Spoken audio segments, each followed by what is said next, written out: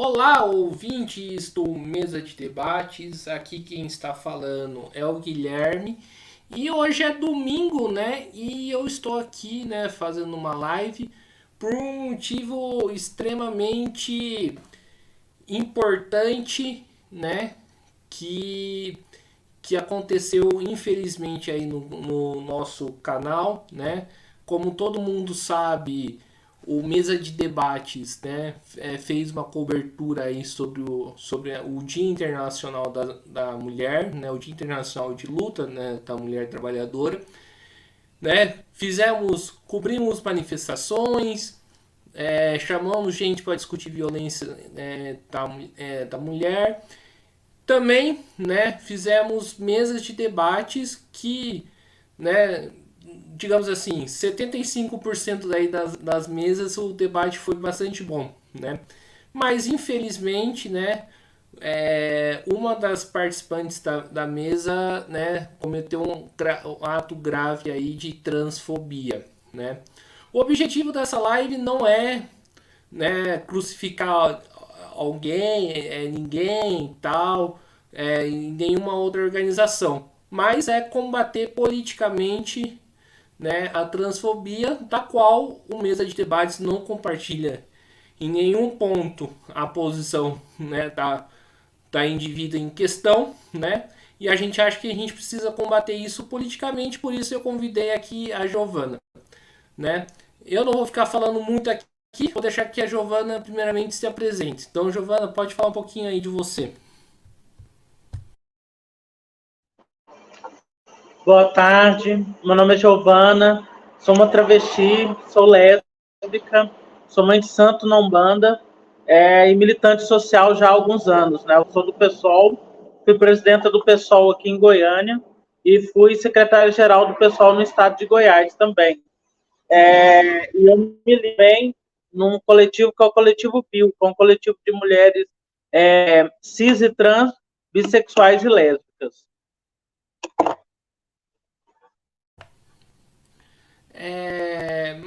Muito bem, então, Giovana, então vamos aí para a primeira pergunta, né? É, de que forma, né, a gente faz uma pergunta mais ampla, que o capitalismo oprime as mulheres trans, né? Como que funciona essa opressão, né? De qual maneira ela se dá?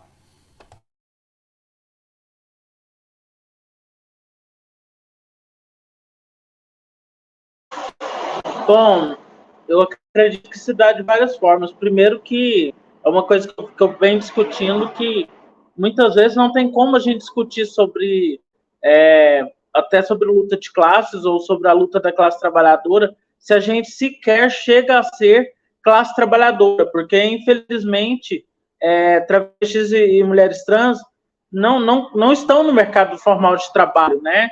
A gente tem um dado aí que há muitos anos a gente debate isso, que é da nossa Associação Nacional de Travestis e de Associação Nacional de Pessoas Trans, a ANTRA. É um dado que 90% de nós está na prostituição. Por que 90% de nós está na prostituição? Primeira questão somos expulsos de nossas casas, né, de nossas famílias, não temos acesso a esse mercado formal de trabalho, sendo assim, somos empurradas, né, para a prostituição, e infelizmente a maioria de nós também não consegue concluir nem o ensino médio, nem o ensino fundamental. Por quê? Por causa do bullying que a gente acaba passando dentro dos espaços escolares, dentro dos espaços da universidade também. Então, a gente acaba ficando à margem do sistema nesse sentido, né? Então, é importante a gente fazer essa discussão para a gente ver que, infelizmente, a gente não... Como que a gente pode atuar na luta da classe trabalhadora se nem classe trabalhadora, às vezes, a gente é? Então, é muito importante fazer essa discussão. Sim, recentemente, né, o deputado da extrema-direita, Nicolas Ferreira, fez um discurso bastante transfóbico, acusando, né, as mulheres trans tomarem os lugares aí das mulheres cis, né? Como que você, né, enxergou esse discurso aí do deputado Nicolas Ferreira?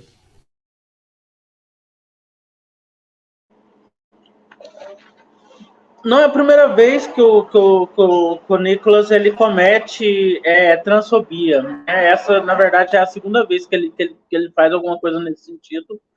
É, ele tem um nível de quinta série, né? De umas certas brincadeiras, que ele acha que é brincadeira e não é, que é visível de quinta série. Da primeira vez que ele cometeu transfobia, ele expôs uma adolescente trans, um adolescente de 15 anos. Ele expôs só para ter mais likes, para poder dizer, isso não existe, tudo, e expôs, né, uma adolescente lá de Belo Horizonte, né, enquanto ele ainda era vereador. O problema disso tudo muita gente menosprezou e achou que o bolsonarismo não era o que é, no sentido, pensando a linha fascista que eles têm, né? Assim, muita gente, ele não vai ter, todo mundo achou que a gente ia ganhar super bem. Não, eles tiveram aí uma margem muito grande de votos, muito próxima a que o candidato eleito teve, e isso demonstra que, infelizmente, boa parte da sociedade pensa como ele. Então, isso para a gente é muito difícil, que a gente vai ter que construir bastante coisa nos próximos anos aí de luta, de discussão, para tentar fazer um diálogo, porque, infelizmente, quem concorda com esse debate dele, eu acho que tem duas linhas aí. Tem o que concorda com o debate dele e é de direita, que é a pessoa que tem um ódio em cima da gente, um ódio, vamos dizer, que tem por qualquer pessoa LGBT, não é só por pessoas trans, mas por pessoas trans tem um grau de violência onde a maioria das pessoas trans, quando são mortas, não são mortas com 2 tiros, são mortas com vários tiros, são mortas com várias facadas. Então, essa turma está por trás do Nicolas. Mas existe um outro discurso, né? Que é justamente isso que aconteceu até aqui no canal, de certa forma. Um discurso que vem da própria esquerda, né? Em tese. O Bolsonaro jogou muita... Tem dois lados aí também, né? O Bolsonaro jogou muita gente dita para a esquerda, só que, na verdade, é uma galera que nunca foi de esquerda, mas por não concordar com o Bolsonaro, foi jogada para a esquerda. E aí é uma galera sem consciência de classe nenhuma, que não tem uma discussão, muitas vezes, antirracista, né? Não tem uma discussão da questão LGBT, mas a gente tem um outro lado, tem uma galera que é de esquerda, mas que vem com um debate, colocando tudo como identitarismo, uma parte, né? Falando que o importante é focar somente na luta da classe trabalhadora, mas tem uma linha de feminismo também, que é o feminismo, dito feminismo radical, que, na verdade, né, quando a gente estuda até a origem desse feminismo radical, é uma origem muito ligada à Igreja Católica, é muito ligado começou com algumas freiras católicas nos Estados Unidos, e por isso essa linha tem debates em algumas áreas que são debates conservadores, né? E lutam por um viés que, infelizmente, assim, não exclui só pessoas trans, mas em todo momento acabam causando bifobia, não aceitam muitas vezes as mulheres bissexuais, em alguns momentos acabam sendo também racistas. Então, assim, é uma linha de feminismo assim, que luta só a favor delas realmente, só a favor da... A gente até brinca falando que é o feminismo de condomínio, né? Porque muitas vezes elas lutam só pelo que elas acham que é a luta delas. Só que, na verdade, o feminismo é muito mais amplo, a mulheridade é muito mais ampla do que elas querem colocar ali naquele montinho. Então, com relação à questão do Nicolas, não é a primeira vez. Ele faz isso porque ele sabe que ele agrega pessoas que pensam como ele. Sempre que ele faz isso, a quantidade de seguidores que ele ganha é pequena, é grande. Então ele faz pensando nisso. E o ruim dessa história é que provavelmente talvez não aconteça nada com ele. A gente vai lutar. Até o pessoal entrou com a notícia crime, já está fomentando discussão, veio abaixo assinado, mas eu não acredito que o Lira vai se movimentar nesse sentido. A gente sabe que, infelizmente, ele está ali tentando ser o moderador entre os dois lados, vamos se dizer assim, e provavelmente ele não vai querer entrar numa discussão como essa. Então, infelizmente, eu acho que pode ser que ele não... o histórico que a gente tem de pessoas que foram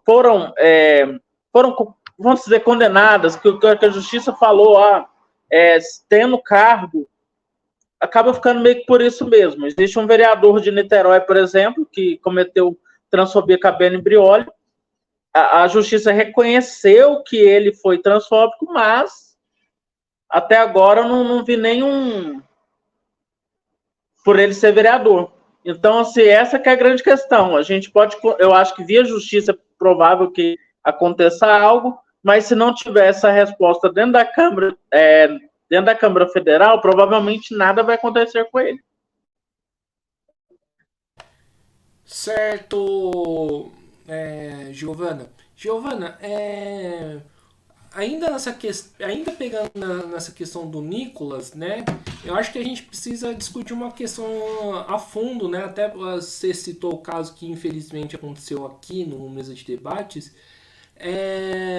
E eu acho que a gente, né, quando a gente fala em combate à extrema-direita, a gente precisa se diferenciar em tudo na extrema-direita, né? Se o cara prega, se o cara fala A, a gente tem que falar B, né? E eu queria saber de você o seguinte, por que a extrema-direita, né, odeia, né, essa questão da pauta trans?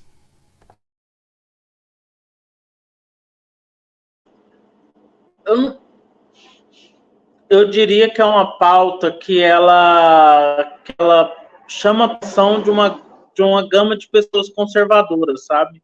E aí eles aproveitam isso como, vamos dizer assim, um caça-like, como uma forma de chamar mais seguidores.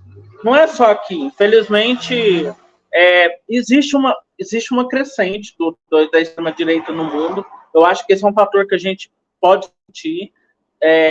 Nos Estados Unidos, né, o Trump conseguiu colocar muitos ministros no Supremo lá, ligados a ele, e aí, a partir disso, nos Estados Unidos existe o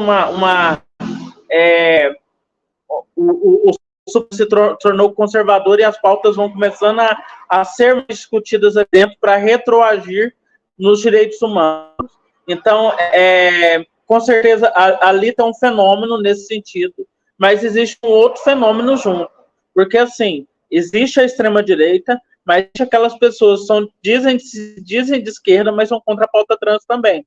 E é o que, fora, tem acontecido muito e pode caminhar para acontecer isso no Brasil. Tanto nos Estados Unidos quanto na Inglaterra, o feminismo radical tem se aliado à extrema-direita para ir contra o direito das pessoas trans. É algo que pode chegar aqui a qualquer momento. Uma fala dessa, como a do Nicolas, infelizmente ganhou respaldo de algumas mulheres que se dizem feministas. Então, infelizmente, podem seguir esse padrão que já vem de fora, sabe? Que infelizmente não agrega, mas não conseguem também tanta coisa. Por exemplo, quando foi tirado do rol de doenças da Organização Mundial de Saúde a transexualidade, o feminismo radical junto com a extrema-direita fez de tudo para a OMS não deixar, mas não adiantou, passou, fizeram a discussão lá dentro e aí não adiantou fazerem isso, sabe?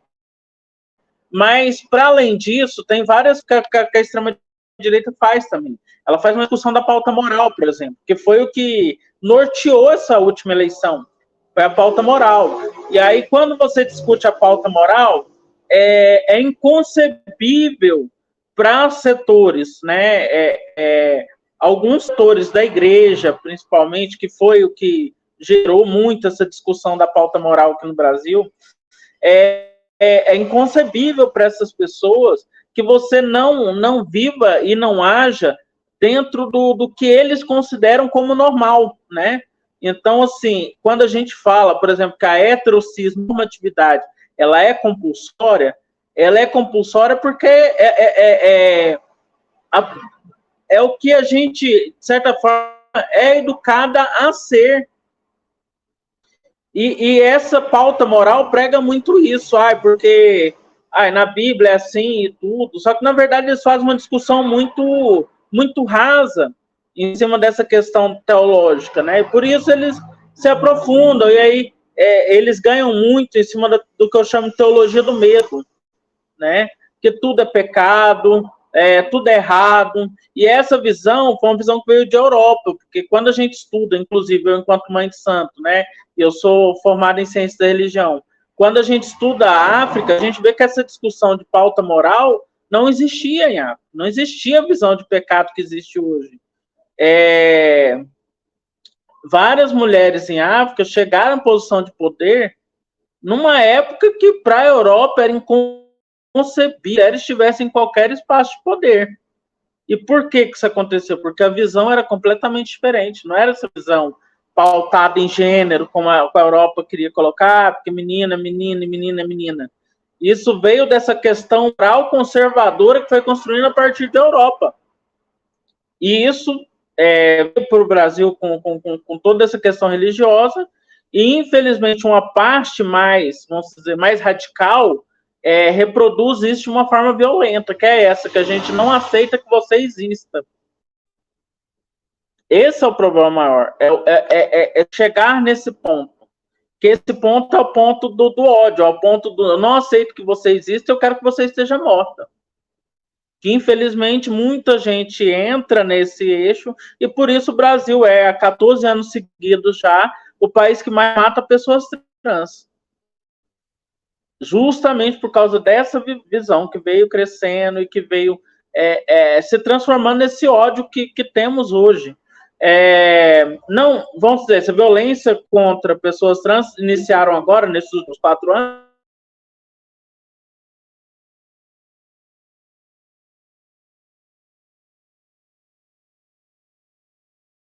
Por quê? Justamente porque esses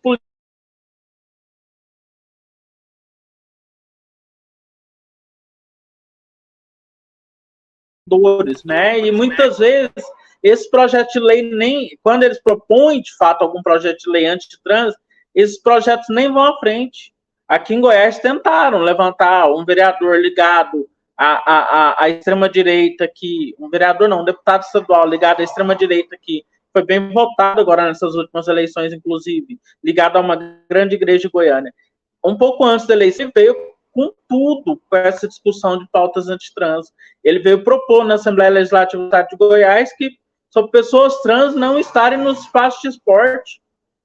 E há uma discussão tão rasa que, na verdade, aqui no Estado não temos pessoas trans que estão nos espaços de esporte.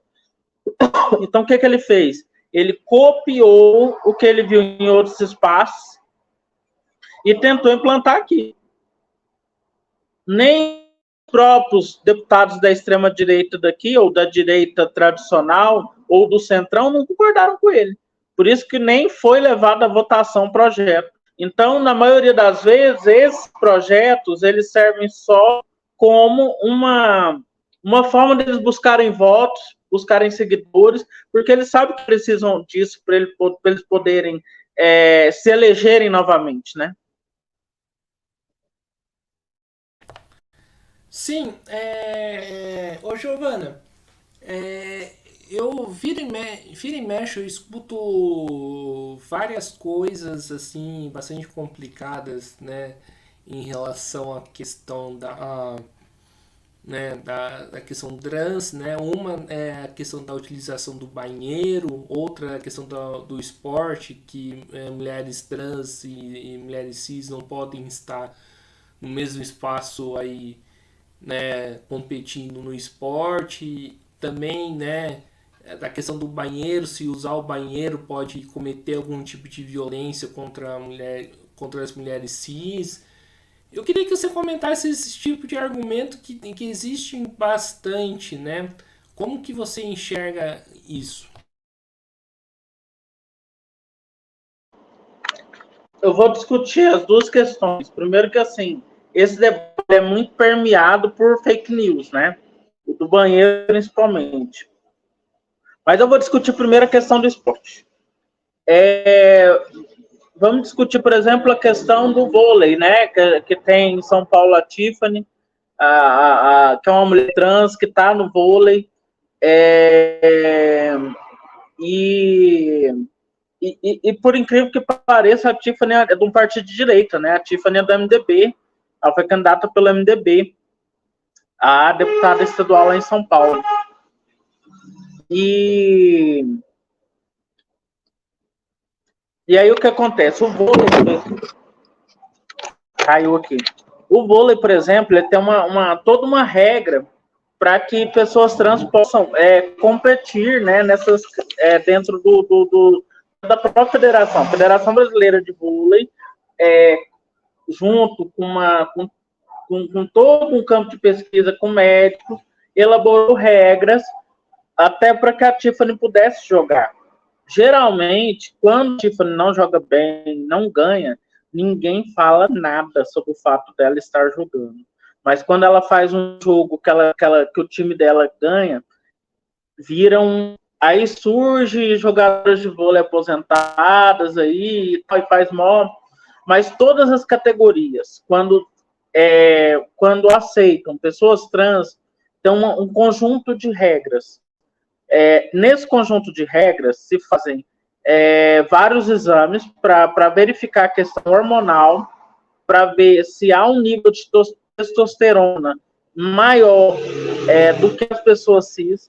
E o que acontece, na maioria das vezes, num processo de hormonização, é que o nível de testosterona nosso, enquanto travestis e mulheres trans, acabam ficando até abaixo do nível de pessoas cis, justamente por causa do processo de hormonização, pelas medicações que são tomadas nesse sentido, né? Que muitas vezes a gente toma, inclusive, o bloqueador de testosterona. E existem categorias, não foi o caso da Federação Brasileira de Vôlei, mas existem outros esportes nos Estados Unidos que fazem essa discussão, em que também só aceitam pessoas trans caso tenham iniciado o processo na adolescência e tomado bloqueador de puberdade. Então, o que acontece? Tem toda uma questão técnica para se dizer, olha, os níveis hormonais, até os níveis, né, que muita gente quer falar, os níveis estruturais. Não, existem pesquisas na área da medicina em cima disso, e aí existem exames para monitorar os níveis de hormônio, para que a pessoa esteja naquela categoria. Assim, por exemplo, tem pessoas trans no mundo das lutas, por exemplo, até no UFC existe, né? E, por exemplo, no UFC não tem a questão da pesagem, né? Antes para verificar o peso, para ver se as pessoas. Com pessoas trans é um processo mais profundo, porque se analisa essa questão do hormônio para poder ver se aquela pessoa está no mesmo nível hormonal que as outras jogadoras. Então, por exemplo, a Tiffany mesmo, ela tem que fazer exames regularmente com relação a essa questão. Então, é sempre esse jogo de ódio, né? Com relação à questão do banheiro. A questão do banheiro, ela vem muito com várias fake news vindo dos Estados Unidos. Por quê? Porque as radfans lá são muito fortes. E aí sempre que eu vejo alguma fake news, geralmente vem de lá, né? E aí surgem várias fake news com relação ao banheiro. Que teve uma que eu vi não faz tanto tempo, inclusive lá dos Estados Unidos, sobre supostamente um homem vestiu de mulher e foi mexer com outras mulheres dentro do banheiro. Mas quando você vai procurar essas notícias, você nunca acha elas num lugar confiável. você acha ela no blog, mas vocês não acham no jornal, vocês não acham em algo mais, como é que eu posso dizer? Como se fosse aqui no Brasil, vamos supor. Uma notícia dessa não sai num Correio Brasiliense, não sai numa Folha de São Paulo. Uma notícia dessa sai num blog da direita. E aí tem gente que se diz de esquerda que vai replicar o que saiu naquele blog. Mas você não vê uma notícia dessa, de fato, num lugar que seria dito mais confiável. Então, aí mora um ponto, mora uma questão com relação a isso. Outra questão é o fato que a gente usa o banheiro normalmente aqui no Brasil e não tem problema. Eu, particularmente, nunca tive problema com o uso do banheiro. Nunca. Ninguém me barrou em banheiro nenhum. E eu nunca vi pessoas se sintam constrangidas com o fato de que eu esteja usando banheiro. Mas, infelizmente, querem fazer isso justamente para tentar colocar pessoas trans como possivelmente opressoras. Não é algo que a gente vê no cotidiano nosso. Aconteceu um caso, acho que não sei se foi começo desse ano ou foi final do ano passado, na UNB. Mas foi um caso totalmente à parte. Não foi um caso, inclusive, que nem a própria ANTRA, nenhum dos das nossas organizações entrou na discussão. Porque ali era um outro caso que, infelizmente, deu uma discussão que não foi boa também. Que existe uma discussão de que existam mulheres trans travestis que usam barba. Existe essa discussão. Mas, assim, ali foi uma situação muito complexa, que houve uma situação, de certa forma, de violência, e foi ruim, e não foi bem discutido. O pior é isso, que gera uma situação, gera uma bola de neve, e é isso que as pessoas querem. Uma situação que acontece para, tipo, falar que são pessoas trans que estão fazendo aquela situação. E geralmente não é. E essa discussão do banheiro, inclusive, já foi para o Supremo Tribunal Federal, justamente por causa dos problemas que já aconteceram com algumas pessoas. E, infelizmente, não discutiram. Aquela coisa dos ministros pedirem pistas e tal, foi recuado. Mas em algum momento vai se discutir. Mas eu posso te falar que, assim, todos os espaços onde, que, assim, como eu falei, tem poucas pessoas trans que estão no mercado formal de trabalho, vamos supor. Mas em todos os espaços que as pessoas trans estão, você não ouve falar de nenhuma denúncia nesse sentido. Então, assim, o problema é justamente esse. Tem pessoas na esquerda que encampam também essa pauta moral de alguma forma. Pode falar que não é da mesma forma que a direita, mas encampa.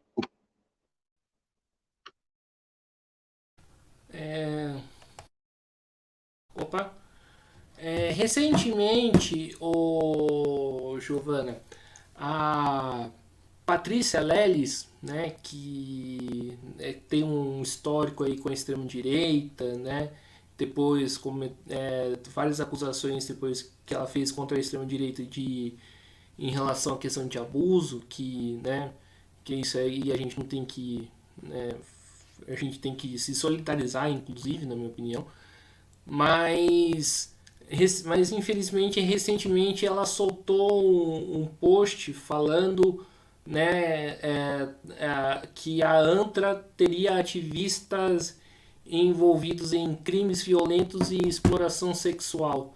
Você sabe o que rolou, o que aconteceu, se é fake news ou não? Você poderia, né, falar um pouco mais desse caso?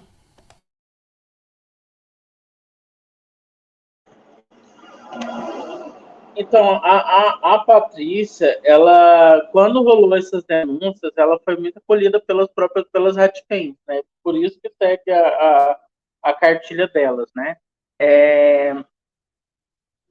Inclusive, assim, para ver que nível de perversidade que muitas vezes elas chegam, há um tempo atrás, quando a gente divulgou que a expectativa de vida nossa era 35 anos, teve uma advogada famosa até entre a esquerda aí, que é Ratpen, que ela falou, nossa, que maravilha, eu vou poder enterrar várias dessas pessoas. Então chega a ser esse nível de perversidade. No caso da Patrícia, eu acho que a grande questão dela foi essa, foi muito abraçada pelas Red Fans, e ela está com esse discurso que, infelizmente, é muito, muito ruim. Com relação à ANTRA, ela é hoje a maior organização de pessoas trans nacionalmente. E é uma organização histórica para nós. E sempre teve algum bochicho assim, de querer falar essas questões.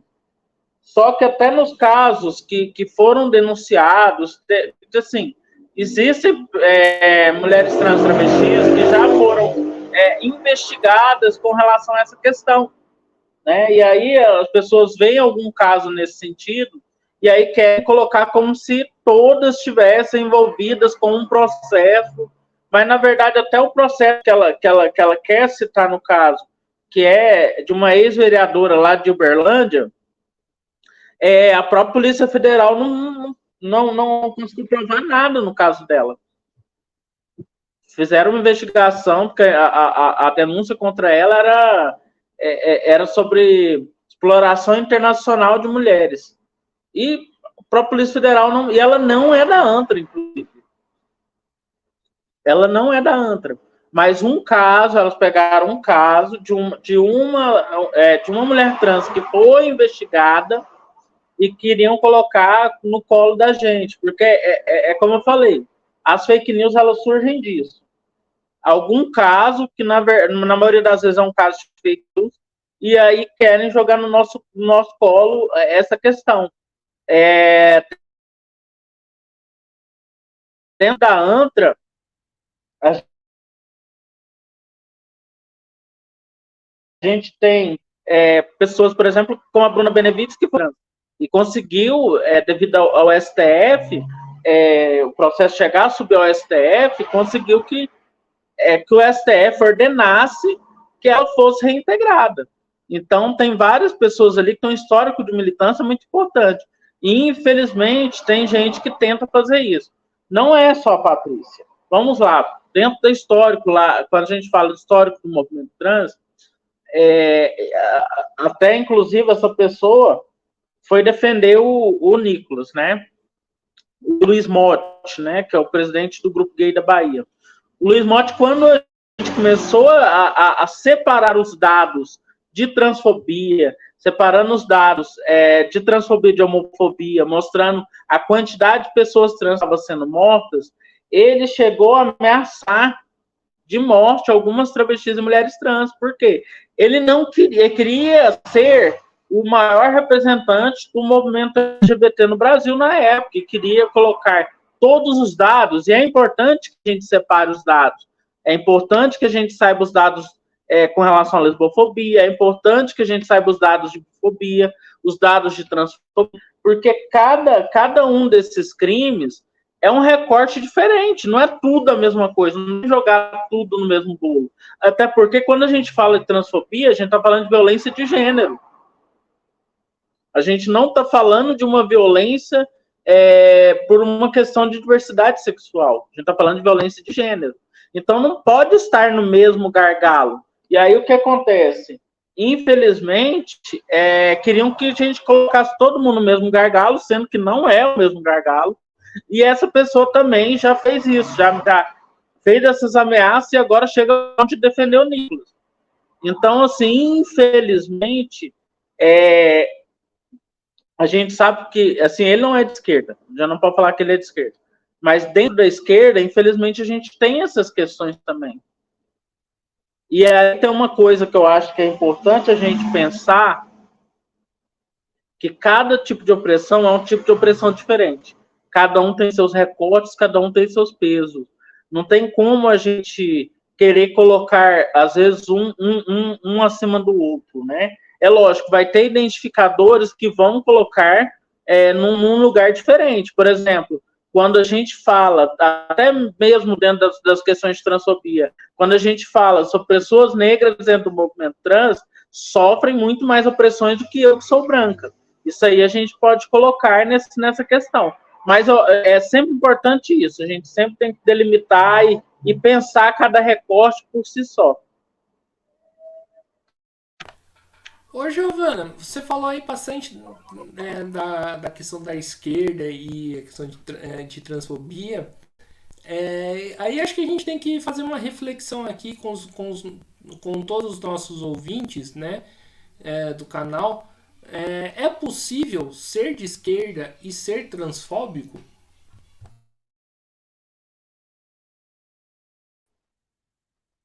Olha, essa é a mesma pergunta do que é possível ser LGBT e ser transfóbico?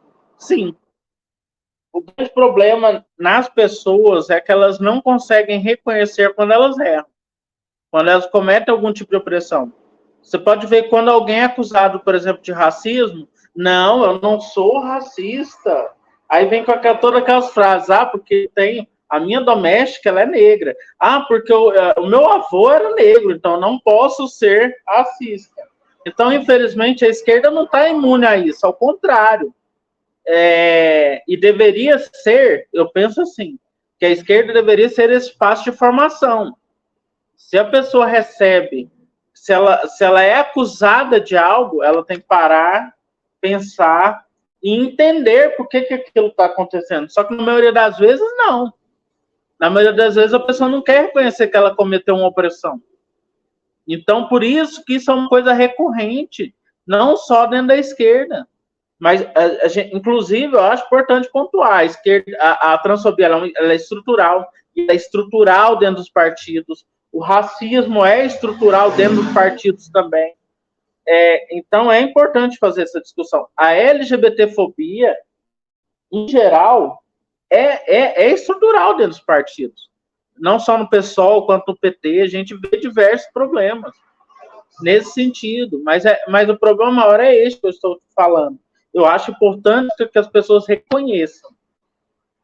Quando uma pessoa trans acusa uma pessoa cis de ser transfóbica, a pessoa cis tem que, sabe? Mas, infelizmente, o processo é sempre esse. A pessoa não reconhece o erro. A pessoa não reconhece. Então, eu acho que é importante que a gente realmente denuncie, não só dentro das estruturas de partido, não. Porque eu acho que as pessoas só vão aprender, de fato, que cometeram aquele tipo de opressão a partir do momento que elas forem presas, a partir do momento que elas forem levadas à delegacia para poder falar sobre isso. Aí as pessoas vão parar para se tocar e parar de cometer o que elas fazem. Então, não é um privilégio da direita, da extrema-direita, ser transfóbico ou ser racista, por exemplo, não. Ou de cometer intolerância religiosa. Não é algo que só a direita faz, a esquerda também faz. Agora, o que é importante quando a gente recebe uma acusação dessa, a gente parar, entender, ouvir aquilo que está sendo dito, que o que não é feito na maioria das vezes. Perfeito, Giovana.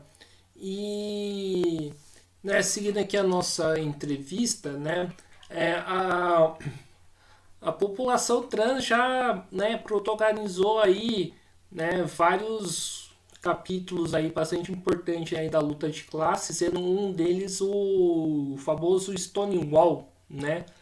Qual que é a importância aí da população trans aí, né? Se quiser falar inclusive aí também sobre o Stonewall aí para a luta de classes, sendo que a gente sabe que a gente vive num processo de crise econômica muito aguda, de crise política e que as lutas vão acontecer uma hora ou outra.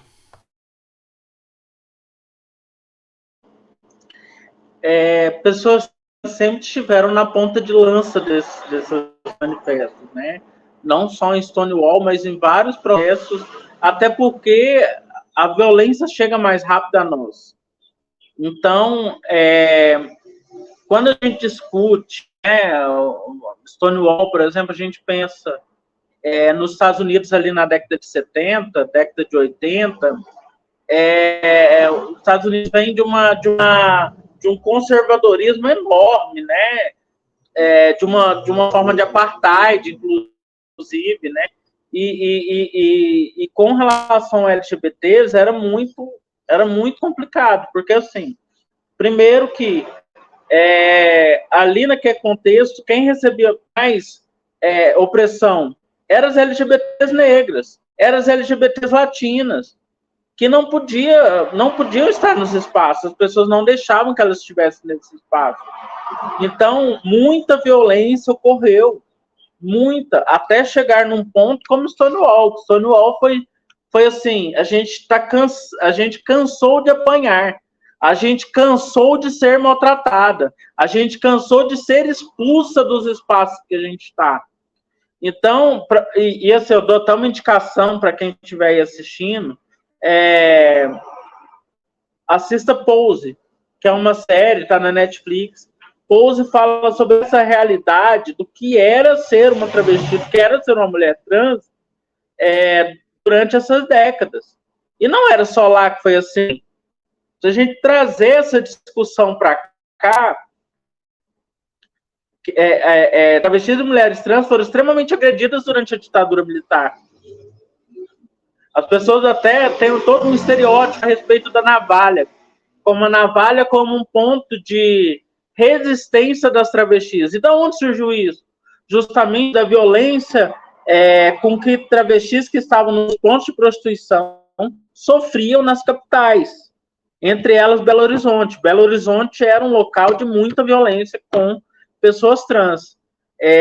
Então a gente sempre teve nessa ponta, porque a gente recebeu muita pedrada, muita paulada, muita parada. Então a gente tinha resistido de alguma forma.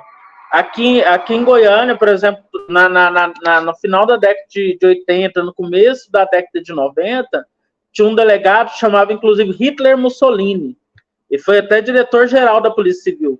E ele se gabava de falar que ele era o exterminador de travestis, que a função dele era matar travesti. Então, infelizmente, essa violência sempre teve em cima de nós.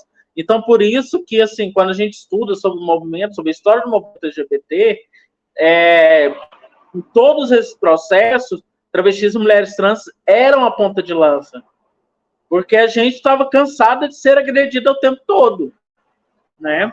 Então, Stonewall é um desses casos. Infelizmente, o que acontece? A partir da gente tomar a frente nesses passos, a violência vai acometer a gente. Então, infelizmente, né, as mulheres que estiveram à frente de Stonewall tiveram uma morte também que horrível. Então, infelizmente, é um processo que a gente passa.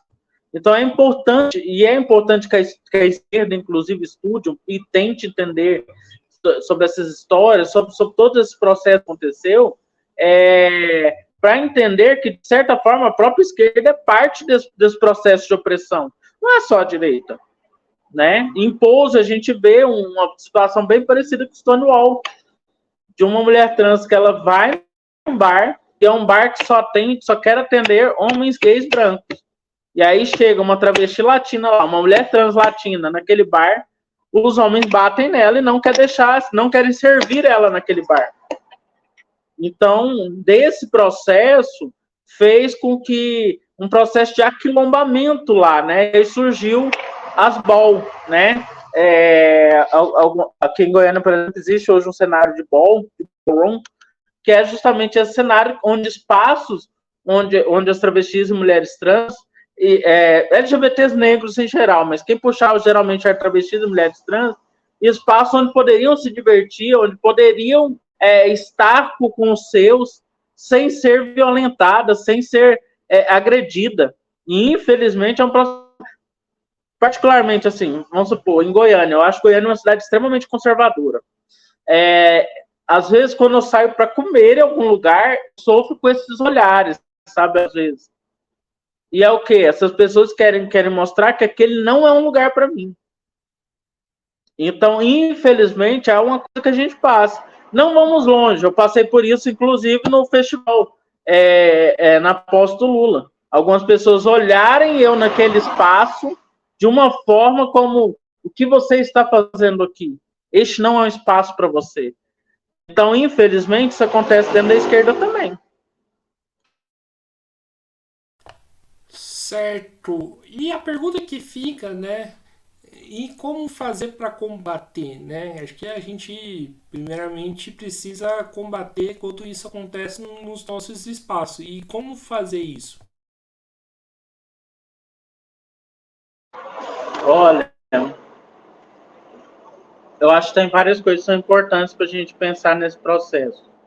E aí, pensar nesse processo é pensar quantas pessoas trans estão nesse espaço de poder dentro da esquerda. Até onde a gente consegue ir enquanto pessoas trans nesse espaço de esquerda. Porque enquanto a gente não estiver ocupando esses espaços, a gente não está representada. Então, um dos pontos é necessário formação, é necessário esse diálogo, é necessário deixar que pessoas trans estejam nesse espaço, ocupem esses espaços, né? E a gente está num processo, infelizmente, no processo que eu passei, eu vi várias pessoas trans saírem das estruturas de partido, porque, infelizmente, passaram por vários processos de transfobia. Então, infelizmente, isso é ruim. A gente deixa, de certa forma, de ter até democracia nos nossos espaços. Os nossos espaços são diversos. Se a gente vê quem ocupa os espaços de poder dentro dos partidos, dentro da esquerda, na maioria são homens brancos. Algumas mulheres conseguem, mas em geral são cis. A gente não vê mulheres trans, não vê travestis. Mas mesmo mulheres cis, se a gente for olhar, não estão tanto nesse espaço de poder. A gente precisa ocupar. A gente precisa ocupar para levar nossas pautas. E para levar o debate, é muito interessante o que tem acontecido de mulheres trans travestis começarem a ser eleitas, né? E estar nesse espaço. É muito importante para nós, a Érica Hilton estar na Câmara Federal, da Duda Salabert estar na Câmara Federal. Isso garante que as nossas pautas cheguem até lá, porque em geral nem chegam. Agora, se as nossas pautas vão ser aprovadas, aí é um outro caminho, que enquanto temos poucas, as chances são menores. Mas só da gente levar a discussão lá para dentro já é um avanço muito grande. E é um caminho que a gente precisa trabalhar cada vez mais, mas para que mais de nós estejamos lá, para mudar a realidade dali, para mudar radicalmente a realidade do nosso espaço de poder. Quando a gente pensa no Congresso Nacional, e pensando nisso que eu falei, quem são os que estão lá dentro? São os que representam a gente ou não? Então, ali é um espaço de democracia, de fato? Não. Então, assim, enquanto não for mudado radicalmente quem está nesse espaço nos representando, não vai mudar as coisas. Certo, Giovana. Giovana, uma das coisas que tô com essa pergunta aí já faz tempo para fazer para você, né, desde o começo da live. Uma das coisas que muitos falam, né, ao ser transfóbico, que é a questão, eles confundem a questão do gênero, né, que tipo mesmo que queiram, né, a pessoa, né, não sei se é o termo correto, se tornar trans, ela sempre vai ser tipo o sexo biológico dela, digamos assim. Eu queria que você comentasse um pouco sobre isso.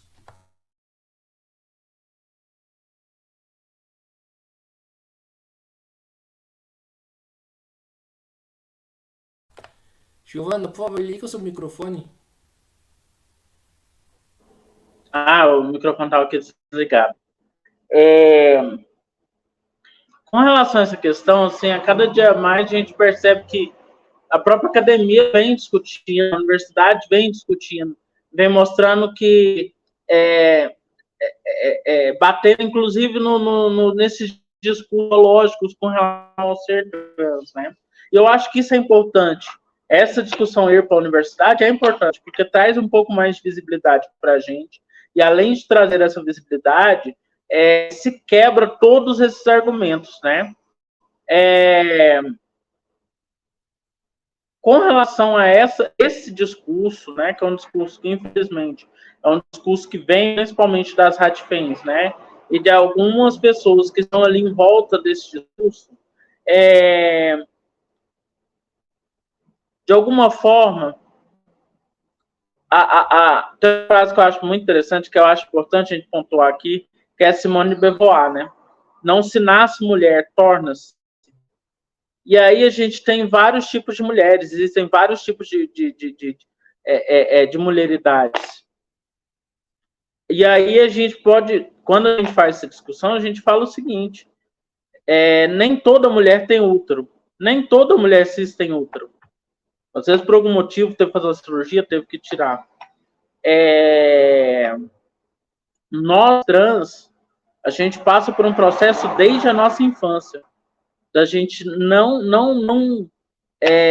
se enxergar nesse gênero e a gente passar a enxergar fora da caixa nesse sentido. E aí uma reflexão que eu trago para vocês pensarem um pouco sobre isso é a própria Matrix, né? O próprio filme Matrix, né? Que as diretoras são trans e elas falam que a discussão que traz em Matrix é justamente sobre isso, de você conseguir enxergar fora dessa caixa que nos é colocada.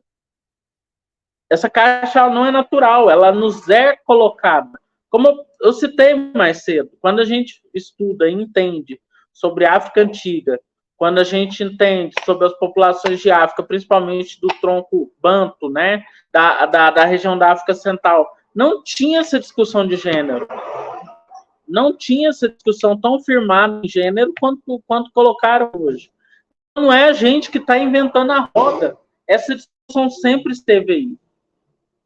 E aí, por que há esse processo de colocar tudo isso? Justamente pelo processo de catequese, justamente pelo processo de imposição de uma moral, de uma lógica. E essa moral é uma moral que é péssima, inclusive para mulheres cis, que é uma moral que subjuga mulheres. É uma moral extremamente misógina, onde coloca um homem num pedestal. E aí, não, a mulher é o pescoço do homem, né? Como algumas aí religiões e igrejas falam. Colocam a mulher num espaço que ela nunca esteve. Mas colocam para quê? Para que estes homens estejam nos lugares de poder, para que eles mandem e legislem em cima desses corpos. Então, essa discussão é muito mais antiga do que essa moral cristã que nos foi colocada. E, infelizmente, como eu falei lá sobre a origem do movimento do feminismo radical, muito ligado à igreja, por isso que vão nessa lógica da moral, vão nessa lógica do que é pecado. Então, infelizmente, hoje a gente enxerga sobre essa ótica. Foi a ótica que o colonizador colocou sobre nós. A ótica que o catolicismo e o protestantismo europeu trouxe para nós. E por isso que a gente tem uma visão tão fechada com relação a gênero e, às vezes, com relação à sexualidade também. Perfeito, Giovana. Agora, para a gente finalizar aqui, né, falar um pouco sobre o movimento feminista, né? Muitos falam, né, que as pessoas trans, né, dividem as mulheres, o movimento feminista. Eu queria que você falasse um pouco sobre esse argumento.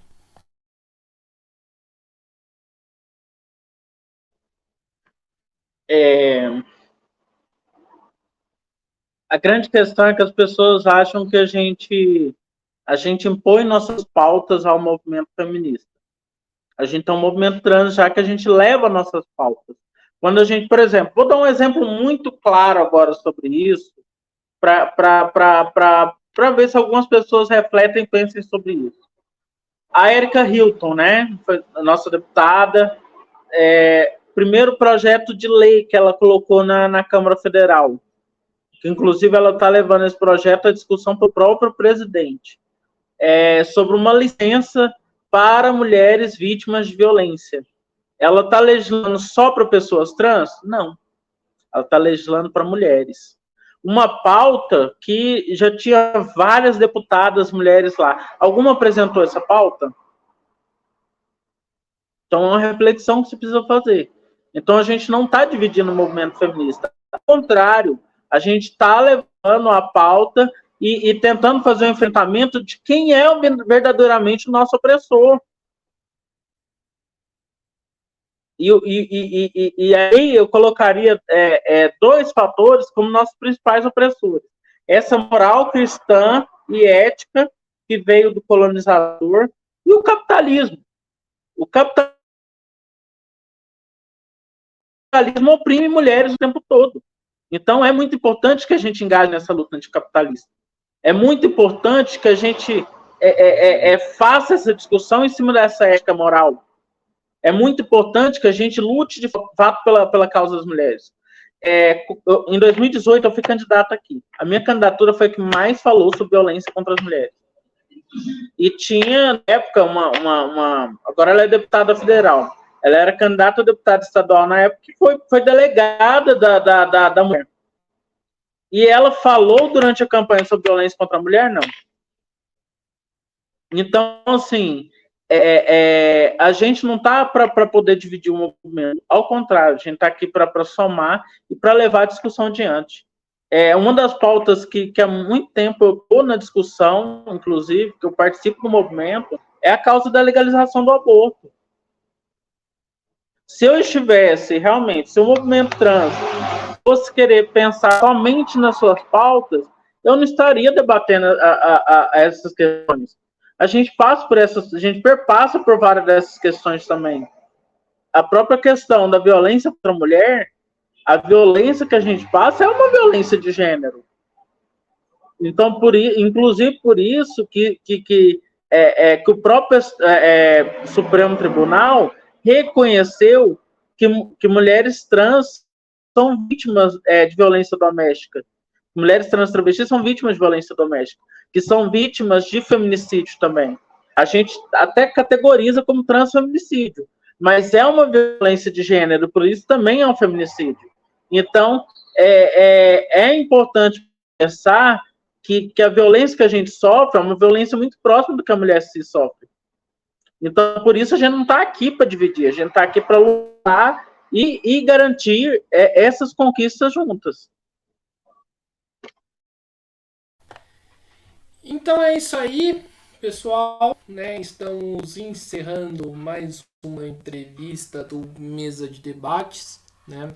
Quero aqui agradecer imensamente a Giovana, né, por ter participado desta live, né? Foi uma live chamada de última hora devido aos tristes acontecimentos que aconteceu no canal, mas fico feliz por ela ter aceitado e ter topado aí fazer essa discussão tão importante que é a questão da transfobia, né, com a gente. E passo a bola para ela fazer as suas considerações finais. Gostaria de agradecer o espaço, né? Eu acho que a luta ela é construída assim, com todo mundo. Então, estou à disposição sempre que quiser fazer discussão, pode me chamar. E quem tiver alguma dúvida aí também pode procurar, que a gente faz o debate, que a gente dialoga para a construção da luta, né? A gente está aí, vamos dizer, do mesmo lado, né? Na construção da luta contra o nosso sistema. Obrigado.